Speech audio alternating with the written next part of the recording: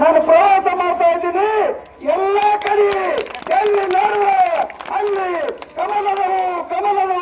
ಕಮಲದವು ಅಂತಕ್ಕಂಥ ವಾತಾವರಣವನ್ನ ನಿರ್ಮಲವಾಗಿದೆ. ఖచ్చితంగా మన గెలుపుని ఎవ్వరు కూడా ఆపలేరన్న కనిపిస్తుంది. 14 వార్డులలో మనం ఖచ్చితంగా గెలుస్తామనే నమ్మకం నాకు నిలబడ్డాయి అంటే కేవలం అది ఒక భారతీయ జనతా పార్టీ మాత్రమే దాన్ని నిలబెట్టగలుగుతుంది. వేరే ఏ పార్టీలు కూడా వాటి మన తరాలకు, మన పిల్లల తరాలకు, ముందు తరాలకు